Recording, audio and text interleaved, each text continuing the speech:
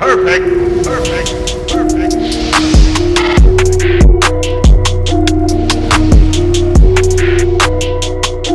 What is going on, everybody? I go by RB, and this is Philly Take with RB.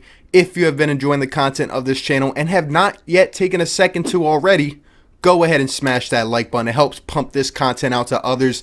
And if you are new and want to stay updated on some great Philly content, well, be sure to hit that subscribe. I know my Sixer subscribers out there have been asking me to do some content, pump out some videos. Well, guess what?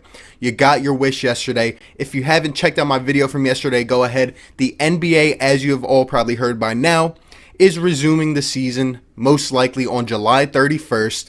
So we're going to have more Sixers videos coming, especially in the next couple weeks. I got some good ideas cooking up for you guys. But today, I have just a little more news in terms of the NBA. So, as you can see right here on the screen, the NBA is preparing some ideas in order to help the home teams still have that home field or home court advantage as we prepare to play in Orlando. Now,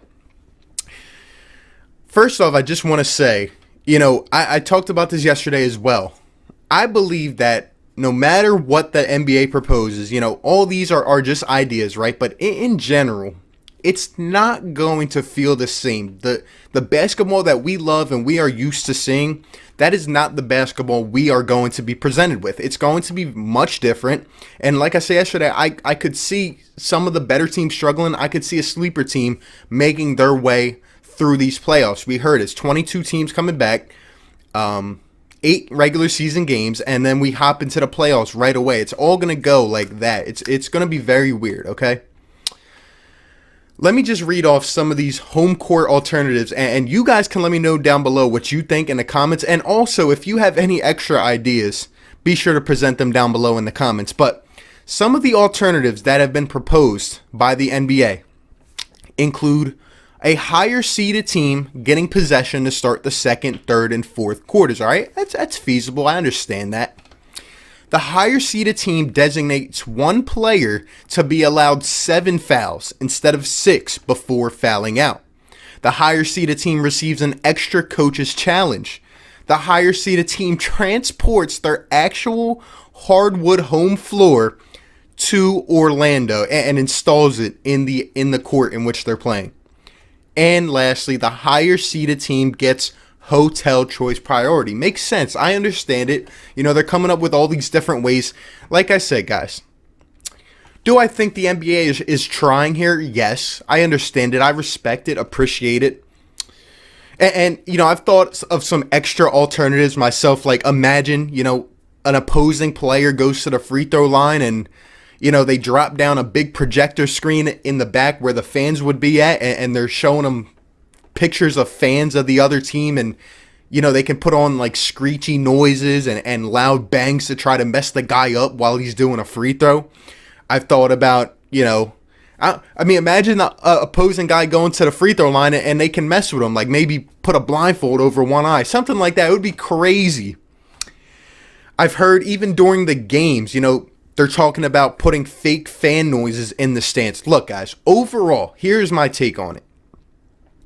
And I will reiterate this. It is not going to feel like the same basketball. Yes, you can put all these home court advantages into these games in Disney, in Orlando, right? But overall, sure, a guy might miss an extra free throw or two because of this. But come on. Look at the entire game. 4 quarters, 48 minutes of basketball is not going to be impacted by a couple of these changes. I'm telling you, the fans, and not just in basketball, but in every sport, have so much impact on the game. I can speak on this personally.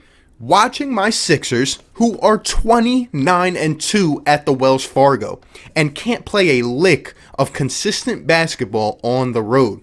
These fans mean so much. Yes, sure, I'm excited to see basketball. I'm excited to see these stars, my team, my guys go back into action finally. But it's just not going to be the same with that atmosphere, in my opinion. And for a team that needs that home court energy, you're not going to see Joel Embiid doing this or this to empty stadiums. empty courts. You're not going to see that. And, what are we going to have players mic'd up? They've been talking about that. Like, I don't know, man. It's just a struggle. I love the idea of basketball coming back, but at the same time, I'm like 50-50 on it because I don't want it to not feel authentic. Like, I want the atmosphere of basketball. If we play these 8 regular season games and we get into playoff basketball and there's no fans and we're hearing crickets during playoff atmosphere type games, like, I don't know. It's just not going to be the same. But I appreciate that the NBA is trying. But overall, I'm here to say none of these are going to have a more than just a little impact. None of these are going to change the atmosphere of what we are feeling while watching and while they're playing the games as well. So I'm not bald on any of this. Overall, I just want to get back to it and just see how it feels. And hopefully we are provided with some value as basketball fans. And hopefully it somehow, some way, we can find a way to engage ourselves in it and really get excited like we normally would during a regular basketball season down the stretch. But you guys let me know down below. What do you think about these home court advantage alternatives?